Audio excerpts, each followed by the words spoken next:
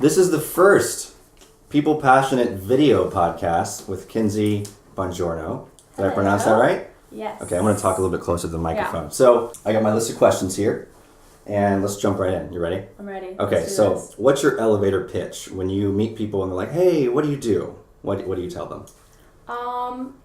Whenever someone's like, I get that question a lot because a lot of people think I'm still like in college and stuff. So I'm like, I own a bikini company, and they're kind of like, what? Like a bikini company? And I'm always like, yeah, like I design swimwear. But really, I don't think people like get like that. They're like, how is this girl designing swimwear in Wilmington, North Carolina? Like, what does that exactly mean? So then I usually have to like kind of be like, I design them, I draw them, and then I work with the manufacturer and blah, blah, blah. And that's pretty much all that really happens when like someone really wants to know like what I do. Cool. But yeah. And how long have you been doing it for?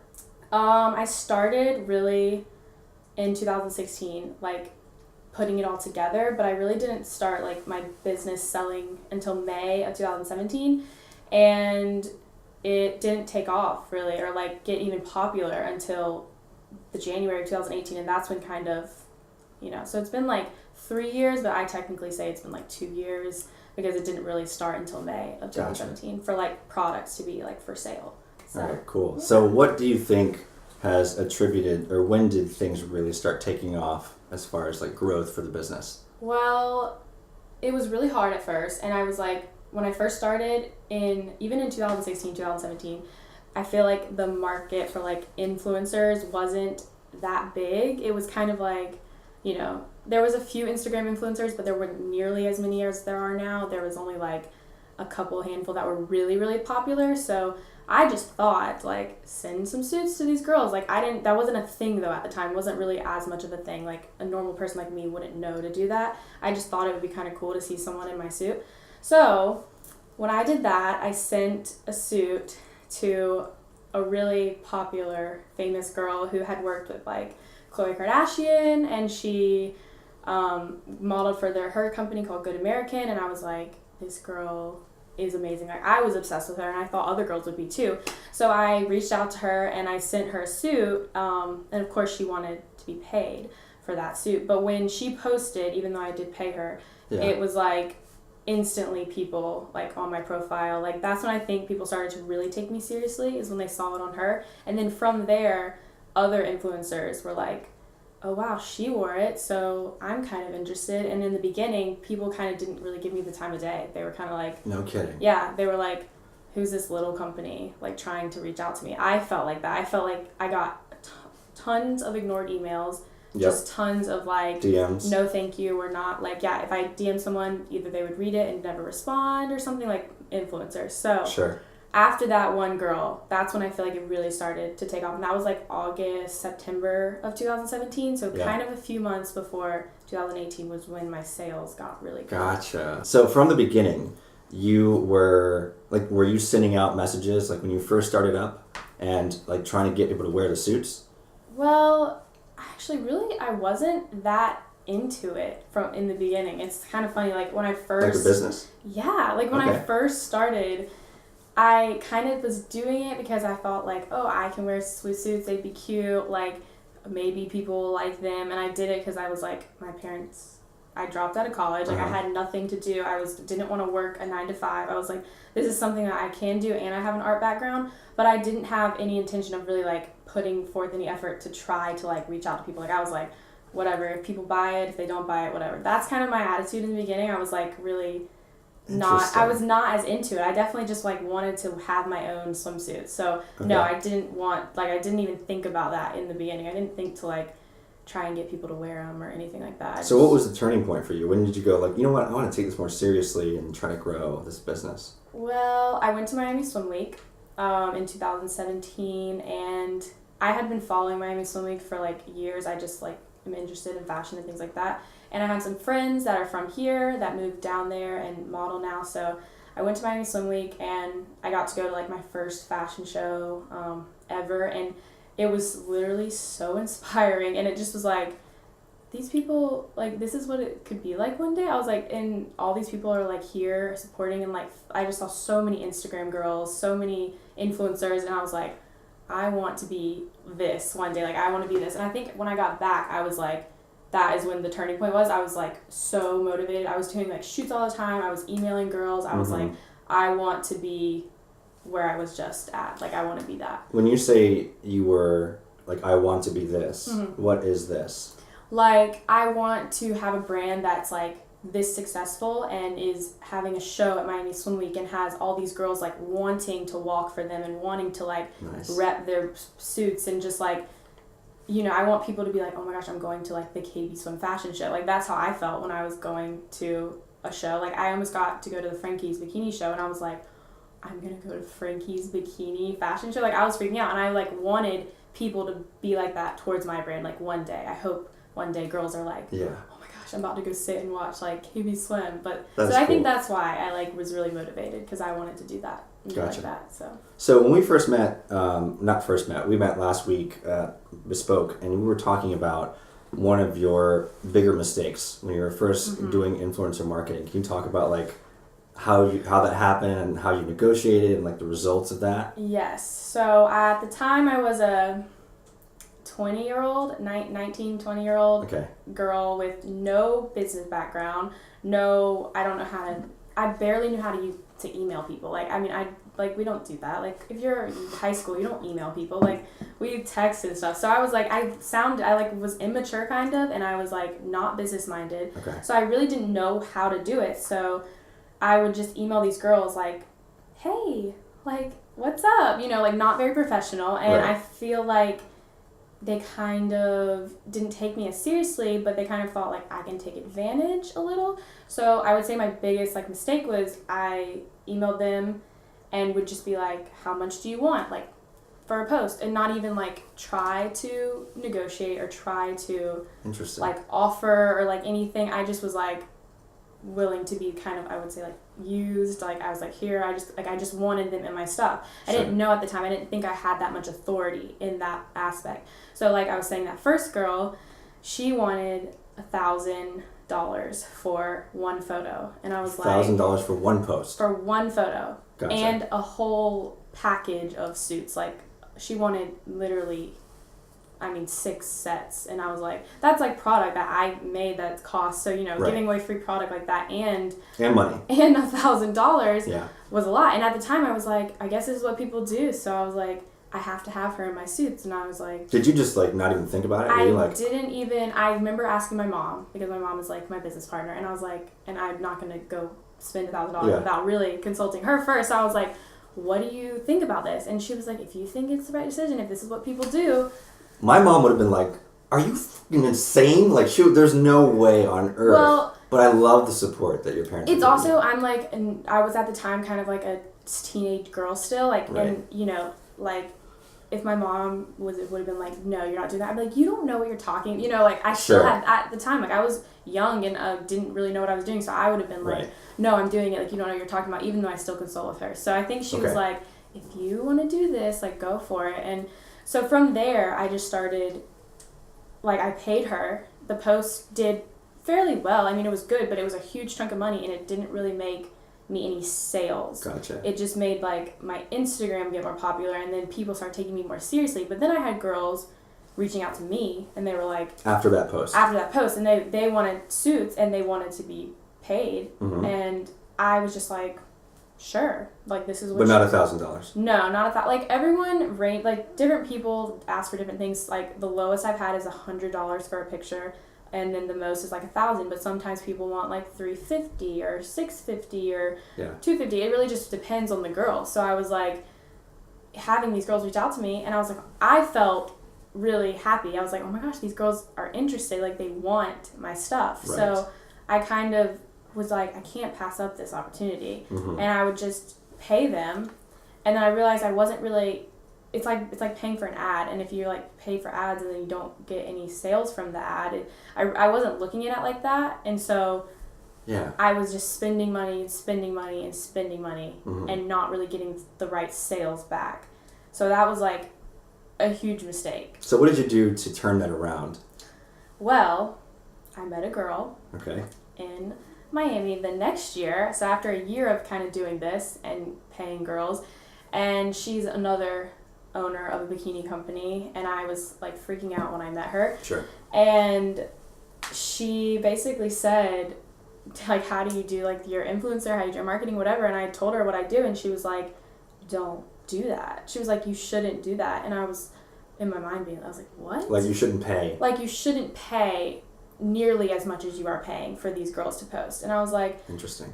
Really? And she was like, I don't do that. Like, I don't pay. And I was like, you don't? And she was like, I pay like photographers, I pay models, but I don't pay like an influencer to post a photo. Right. And so after that, I kind of took her advice and I stopped paying. And if a girl wanted to work with me, I would say, like, at the time, I'm not doing paid collaborations, but I'll send you suits. And so some girls were very like, sure, like, I love the suits, and I'm like, if you want to post. If you don't, you don't, but you have the suits.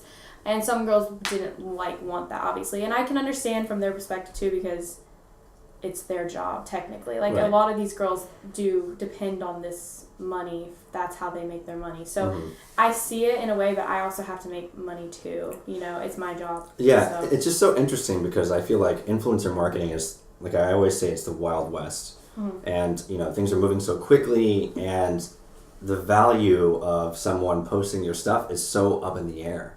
Yeah. You know, like, you might not get any sales at all from one person who has a ton of followers, but a smaller, you know, someone who has like 6,000 followers might give you a lot of sales. Yeah. So. And I feel like there are some girls that the money is worth it. Like, they do amazing. Like, they post, and their like target audience is great for my brand. Like, they have a lot of girl followers, they have a lot of young girl followers, and then there's some girls that post that have a ton of male followers, and they're just there to see girls in bikinis. So they're not necessarily going to take to my company, and those are the posts where I don't get like nearly as much engagement on my profile, and not as many like profile like website views and things like that.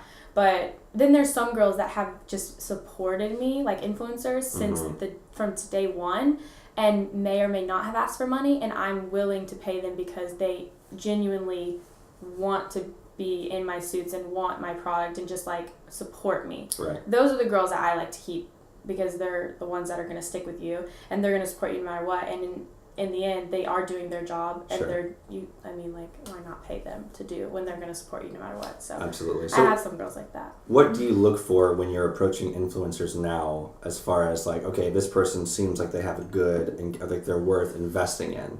Like, what factors are you looking for? Well, right now, I actually have such a set, because I've worked with so many girls. I haven't really asked like new girls recently, because I have a group of girls that just regulars. Regulars that do really well, and so I don't really know. It's just kind of, now I look for girls that are, honestly, some of the girls that are more famous and more popular and actually have like acting jobs or model with like an agency or something, and they don't strictly rely on posting on Instagram, like product promotions. Those are the girls that sometimes they don't even care about the product promotions on Instagram, because they have other jobs and they make other money, so they just want the product. That's interesting. So I like to veer towards them, because they genuinely want your product. They don't really care as much about getting paid on Instagram. Right. And they have other jobs where they make other money, so they, That's so smart. They tend to have more of an organic following that actually cares about their life. And they always have the best, like, just the following, the likes are always like a ton better. Like, a few of the girls that I work with, Jenna Frooms, she's my top girl. She's got a couple million, right? Yeah, she's got like 3 or 4 million. I don't know, maybe more than that. But that's amazing. She was like the first girl that reached out to me, or actually no, she didn't reach out to me. She posted on her story. Oh, I love the story. Yeah. The P.O. box. She was like, I'm going on a trip. Here's my address. And she's like, send me products. And I found it, and I was like, oh my gosh. And so I didn't email her, didn't DM her. I literally got a box together. I made it so cute. I filled it with like so many suits. I wrote her a note. Yeah. She, a week later, opened the box and posted on her story like, oh my gosh, thank you so much, KB Swim. And I was like, that's amazing. She posted my stuff on her story. I was like freaking out. So tell me, how many followers and like DMs did you get after that exchange? So she wore my suits on a trip. She went with like 10 other influencers, like huge girls, and she wore like 3 of my suits on that trip, and she posted this one photo, and it was in the blue stone set, and she was like, her hair was like all poofy, and she was so tan, and you could see the blue ocean in the background and stuff. And that one photo, I think in 3 hours I had 500, 600 followers. That's amazing. Just like every minute I was looking on my phone, and it'd be like 30 like followers, likes, like there were people all over my website. It was crazy. I was like, and she didn't ask for money. She just chose to wear that suit. Amazing. Randomly. She chose to tag me. Like, she didn't have to tag me either. Right. Like, she could have just posted it and then been like, oh, I'm wearing Shop Can Be Sim, like if someone asked. But she actually tagged my suit, and I was just shocked. I was like, and then she kept doing it. Like, after that, she doesn't, I think there was maybe one photo she ever posted where she was wearing it and she didn't tag my brand. But they're not obligated to. Sure. Like, it just helps. Yeah, I mean, it helps, but like, even if they're seen wearing it, that still gives me something to post and be like, she was seen in my stuff. So yes, either way, and it's like, all because you saw her story, you jumped on it, and you sent her story. Your products. I was lucky. I actually woke up, was in bed checking my phone, and I just happened to be going through Instagram. That is amazing. And I screenshotted it so fast. I was like, I gotta keep this forever. Good for you. But then after that, I found girls like that just wanted the product, and it worked. Like, and it's like you don't have to spend $1,000. Yeah, and they're not obligated to tag. They're not. So it's just like, if they want the product and they want to post, and you know, it works. And so some girls don't tag, but I don't care, because I'm just happy to see them in my products. So tell me about, you know, how you manufacture and sourcing and like all that stuff, because I feel like that's kind of a ambiguous part of the whole process of like owning your own swimwear line. Yeah, that was like one of the hardest like thing to figure out, because I don't have any connections, and I don't know anyone like that. I was like, how do people, like, you know, how you wonder how people make things, like, you don't know, like, where does it come from, and like how do you reach those type of people. So I really did, like, honestly Google. I looked up like and it's really crazy though, in 2016 you typed in stuff about manufacturers on Google and nothing would come up. But if you do that now, there's hundreds of manufacturers, and it's so crazy, because it was a lot harder when I started. So I found one when I started for my first collection that was in the United States, and they were in Torrance, California. Okay. So they were US based, so of course they, you know, like, cost a little more and things like that, and their fabric was also in LA, so it was really close. So fabric was US, manufacturers US, really expensive. They had a lot bigger minimums and like things like that. And you had to buy in bulk. Yes, so you have to buy, and they like, you had to buy at least like 1,500 suits. Oh my like, God. Which is a ton for starting out. Like, that's a huge. You don't know. It's a big risk. Yeah, you don't know if you're gonna sell that much. So I was like, I don't have any other option though, and this is what I want to do, so I just went with it. So you did the 1,500 minimum order. I did actually 3,000. Oh my God. And let me tell you, I'm still stuck with a lot of inventory. Literally 1,000 from that first collection, because it just was way too many. Like, for my first collection, that was way too much. But I just was like, this is what I should do. Yeah. So I had that collection made. It was really great quality. Really just, it was easy to talk to them, because they all speak English, obviously. They're United States. But it broke the bank. Like, it was a college tuition. You know, it was insane. So I was like, I can't do this if I want to make more. Like, I basically was in like a hole, and I was like, I can't, I'm sold out of suits the next year, and I was like, I have to figure out something else. So then I looked into sourcing manufacturers out of the country, and I found one in Bali, and I was like, I guess I'll just try it. But reaching out to them is hard, because their like day is our night. Time zone differences. Yeah, it's just like different, and the language is different. Everything. It was just really hard. So I did my second collection with the manufacturer in Bali, and it was, I don't want to say shit, but it was not what I expected, and I was very like disappointed. Yeah, I mean, it was a third of the price, like not even. It was so cheap. Gotcha. But it was so hard to speak to them. They couldn't. Everything sounded like it was going through like a translator. It like on like text, like a text translator or something. Sure. Yeah, and it was just, I couldn't I don't know. I was disappointed when I got the suits, and I had a lot of faulty suits. I had a lot of What was the minimum order for that? Like, how many did you have to invest? like 200 suits. It was like That's much better than oh, 3,000. that's another reason why I went with them is because I was like the minimums are low. It's a lot cheaper. Yeah. I can do I sourced my own fabric from the United States though. I didn't use their fabric, which is something that they usually don't do. Usually people use the fabric like they have, and I was like I want to use my own fabric from the first collection, the same company. So I did that, but it was just the quality. Like I had seams busted and just I was like almost like embarrassed and a little like I was scared kind of to sell them, like to sell the suits. I was like, oh my gosh, what if people get these and then they're like breaking and stuff, and then I get this bad name for myself because I went with a different person. So that would happen, and I was like, I liked my second collection, but I was disappointed with the quality. So then I was like, I gotta find someone and I gotta like stick with someone. So I finally found another one in Bali, and they work with so many famous brands, and so I knew they Other were swimwear lines? yes, some big ones on Instagram, Faye and Bomba and VDM, and I was like, this is it. Like they work with them, they took off, like I have to be with them, I trust them, and they're who I'm with right now. I'm in that process of making some more stuff, and it's like they speak well English, they get back to me very fast, they're just very professional. The samples actually I got back, you knew this. I got the samples back like 2 days ago, and they were great. They were great quality, like they were really great. So it was hard to find someone, obviously. I mean, third time's the charm, but I finally found someone, and I think I'm gonna stick with them. Like they should be my manufacturer. It's a perfect balance, quality, price. So I got pretty good quality. The price is still the same because it's out of the country, so the price is not any different than the second collection price but the quality is closer to my first collection, closer to US made. The quality's a lot better, and I was like, the fabric's a lot better. Everything's recycled. All the fabric's made from eco-friendly. They're like really into that, and that's just like great selling points and just great. Everything people love eco-friendly, and I didn't even know how to like do that. So yes, they're the ones right now. So switching gears, because you mentioned other swimwear lines when you're working with the manufacturers, let's go into branding. So I think that most people would agree that there's a lot of different swimwear lines out there now.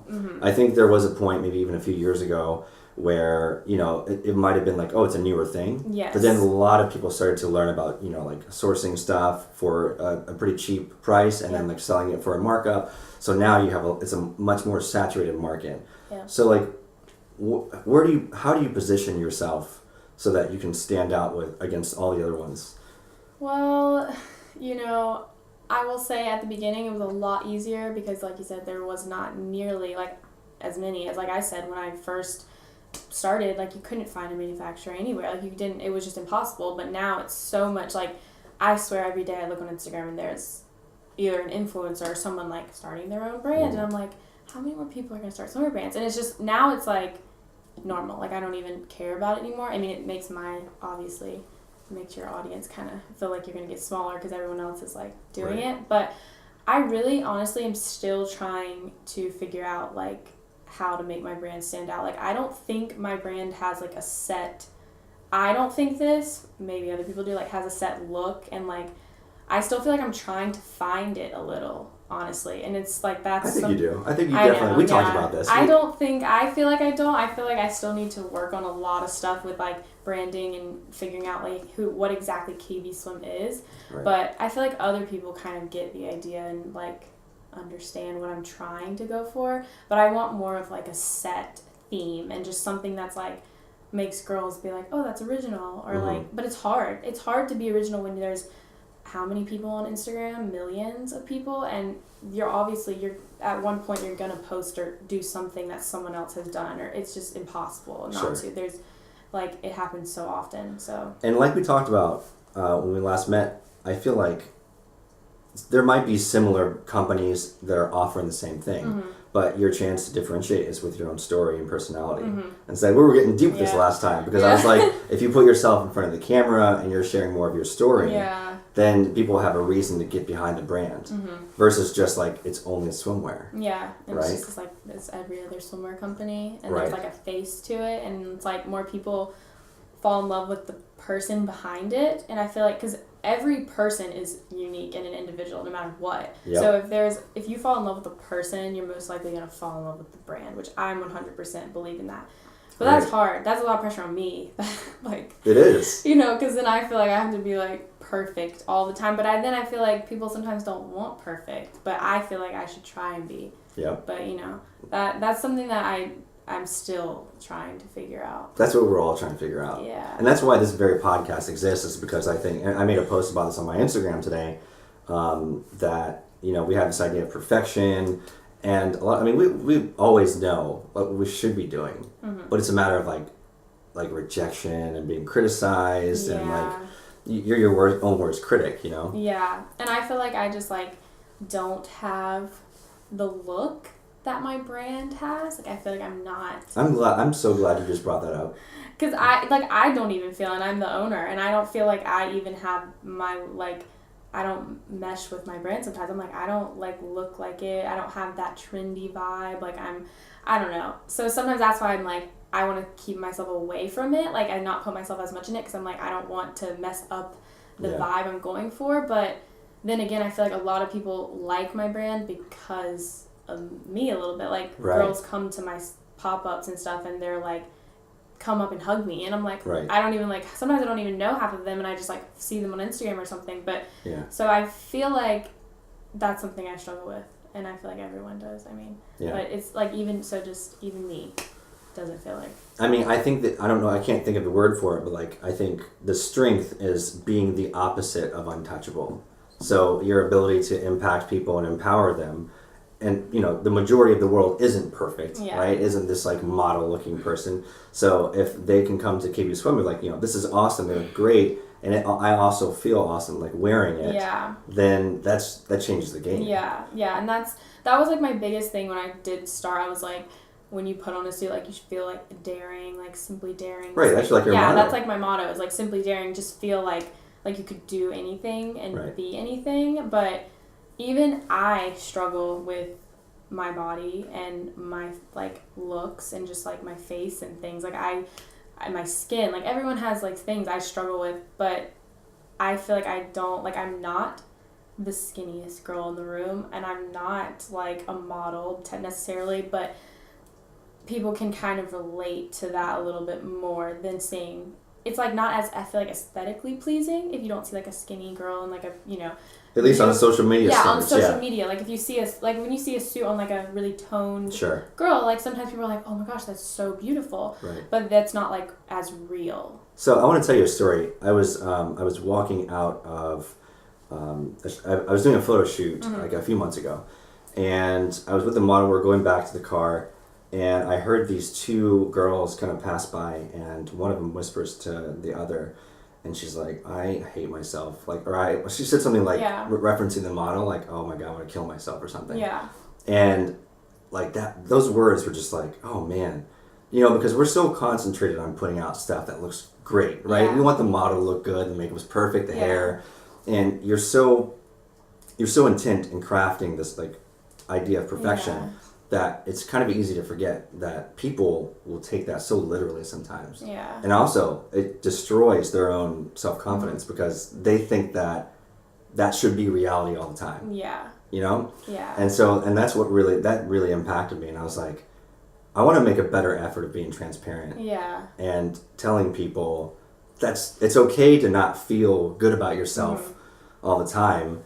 And, like, you're perfect the way you are. Yeah. You don't have to look a certain way like this every single day. Yeah. And even, like, my girls that model for me, that, like, I get comments a lot on Instagram, and they're like I had one girl actually comment that was, like, on an ad, and she was like, who even looks like that? She said that. And I was like, well, this girl does. But you wouldn't know that when I was shooting this girl, she was like, I am unhappy with, like, she was not, like, she was so self-conscious in her body. Yeah. And to the other girl, she was like, she's perfect, she's so skinny. And the girl that I was shooting, like, my models are like, oh my gosh, I feel so gross today. Or, like, so they can't, like, it's just a picture. Yeah. Like, that person is still a person, and they may not feel as confident as they look in that picture. Like, they don't. You know what I mean? So it's like, Absolutely. even the models don't feel the way that it looks sometimes. You know what I mean? So Definitely. it's like, yeah, it's hard. I mean, that's So now you have this is what your brand is all about. Yeah. It's about bringing transparency to people. Yeah. So, and girls should just know that, you know, like, just be happy with yourself. Right. I'm not happy with myself every day. Like, sometimes I'm like, oh, I wish I was like 10 pounds lighter or something like that. But in the end of the day, this is who I am. Right. And I know that my genetics and everything, this is how I'm always going to be. And so I kind of like, well, I say accept it, but like, I'm proud of it. Like, Sure. I'm not like going to be like, you know, but it's hard. People struggle with that every day. Mm-hmm. Body image and just everything like that. And especially when there's so much swimwear brands and things like girls basically half naked all over Instagram. Yeah, it's like 90% of I'm Instagram. accused. I'm guilty. I post pictures all the time in Yeah. like bathing suits and stuff. So, you know, you may look at that picture and be like, oh wow, she's perfect. And I'm like, little do you know, like, You have your own insecurities. I may have not eaten that day. I may have not eaten, and I took that picture on empty stomach with a spray tan, Mm-hmm. just got out of the shower, like sucking in, good lighting. Like, there's so many factors that people don't understand. That's like, Totally. I'm not even that girl in that picture, and that's how everything is. Let's switch gears again. Yep. So walk me. I know there's no like typical day of a Mm-hmm. business owner, but what would like a random day of the week look like from start to finish? Like, what time do you get up? What routines do you follow? You know, like, what do you do to kind of keep yourself on the ball with things?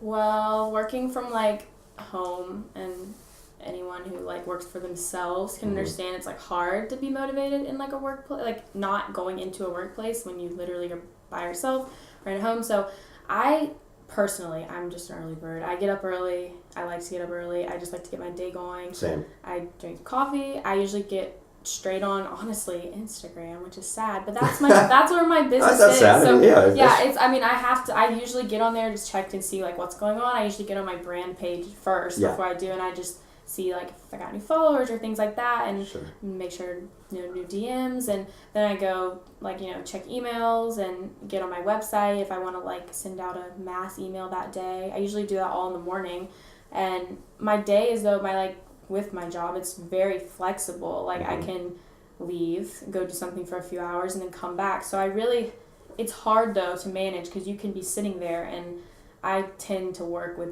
a TV or music. Like, I just have to in my house, and so sometimes you just get stuck, and Right. you're like, and then you end up watching TV for an hour, and you're actually not doing anything. So it's really hard, and it's hard to stay constantly creative. It's hard you always have to be like thinking of something to post, thinking of something to, you know, something new or something. And that's the hardest part, is I would say It's like a lot of pressure. a lot of pressure. It's a lot of pressure because it's you doing everything. You're creating basically your own art. If someone's going to like it, someone's going to hate it. And like when it's just so much. Like, you just can't even, it doesn't seem like a lot. It doesn't seem like it's that hard, but it's really hard. Yeah. It's really, really hard. I noticed that sometimes, and Steve and I behind the camera, we made a podcast episode or a vlog or something called "How to Beat Creative Depression," and it was talking about how important it is to like get out there and meet with other creatives. And it sounds obvious, but there have been times where I've been kind of caught up in my office doing my own thing for, you know, half the day or the whole day, and even though I'm being productive, I'll feel this like sense of like anxiety and sadness, and I'm like, what's wrong with me? And then I realized I hadn't been out talking to people and relating and, you know, talking and sharing experiences, and that's so important. Yeah, that's like, actually, it's funny thing you say that, because I recently moved out for the first time, and so now I live with my boyfriend, but he's work all day and I work from home, and I used to live in a house with my parents, so I talked to them a lot and stuff like that. And when I moved out, I was like really feeling like my anxiety, like I just felt kind of like panicky a lot, and I was like, what's wrong with me? Like, why am I like I would be sitting trying to do things or thinking about KB stuff, and I would get like so stressed, and I'd be like, I never have felt like this before. And so I do notice that the more I like interact with people or just talk to someone and like realize that I'm not like, you know, I don't need to worry about it, but that's definitely so hard when you work for yourself and just work from home or anything. It's like you're alone all the time, and you're really just staring, like talking or staring into like a computer screen. You know, and so it's like it does get lonely, and you don't realize it, and you feel like something's wrong with you, and then you're like, I have to do something. Like, I have to talk or I have to take a break. And people don't understand that when they go into a 9 to 5. They, like, people dread it. You know, they're like, I got to go to work from 9 to 5. I'm like, you're surrounded by... They have the camaraderie. Yes, you're surrounded by people, and you, like, you get to do this, and you get to, like, go walk around, and you can maybe go eat lunch with someone, and I'm like, I don't have that. It's just me. Like, man, you employees have it so easy. Yeah. No. You got, no, I'm just kidding. No, it's true, though. I know what you mean. But it's just different. No offense to anyone who has a 9 to 5. I mean, no, absolutely. Appreciate I it. totally agree. So... Gotcha. Yeah. All right, so last question is, what is your biggest challenge at this very moment with it could be your personal life or your business or both, but really just kind of like, what's the biggest challenge that you have right now that you want to work on this year? Personal life, I can go ahead and say that. Okay. Personal life as a business woman, I wanted to be less afraid of taking chances, because I feel like the past year or two, I kind of was timid and held back a lot, even just like reaching out to people, reaching out to companies, businesses, very scared. I was very like intimidated. Like, I don't know what I'm doing really, because I didn't go to school for this or do anything. So as me, I wanted to work on that. That was like my biggest thing this year. I want to like not be as shy and do things that are out of my box, out of my comfort zone, and just do it and don't even think about it. And that's was like the biggest thing I wanted to grow in. And then business wise is really the challenge and something I want to fix is, well, the growth on social media. Okay. That's something that's been a challenge, and it's like something that I really want to get better at. And the finances, the money. Making more money. Yeah, making more money, because it's like, I feel like everyone has this like perception that it's like this easy, amazing job where you just post on Instagram and people buy stuff from you, and it's not that easy. And I promise we're not making as much money as you think we are. Yep. Especially as a business. Like, I'm not, and there's a lot more into it than people understand. Absolutely. So I definitely want to make, not even, like, I'm not even talking about money for like me. Like, I'm just mean like money for my company, like money to be able to like not feel like, oh my gosh, I have to make a payment and I don't have enough money to make that payment. Like, that's how small, like it's little things like that like I just want to feel ease with. So finances and social media this year are my goals for KB, and just reaching more girls. I want to be able to like reach girls everywhere, because I'm already spreading out a lot in just not North Carolina. I've recently gotten like a lot all over the United States. That's great. But I really want to like just reach a lot of girls. I reached out to you a couple months ago, and I was like, hey, I just want to tell you you're killing it. I really admire what you're doing. I meant every word. Like, I know that you're still working on stuff, and we're always trying to expand our business, make more money, have bigger influence, and I think you're definitely on the right track. You've already proven that you're not afraid to invest in your business. A lot of people would get scared right away to like, oh, I don't want to spend any money on something like manufacturing. I don't want to pay any money at all to have someone post a picture with my suit on Instagram. So I think the very fact that you are you're not afraid to put yourself out there and just sort of like, there's going to be a risk involved. Like, anything worth doing in life is going to be kind of risky. Always. So that's I think you're going in the right direction. Thanks. So you should be proud of yourself. Yeah, I'm getting there. Yeah, we're getting there. We're getting there. I feel proud when I think about things that I've like achieved over time, like in just growth in general. I'm like, oh wow, like I wouldn't have been able to do this like a year ago. I wouldn't have wanted to. So little things like that. Then I love those proud. Moments. Yeah. Yeah, for sure. Well, I really appreciate you being on the show. Of course. Yeah, this has been super fun.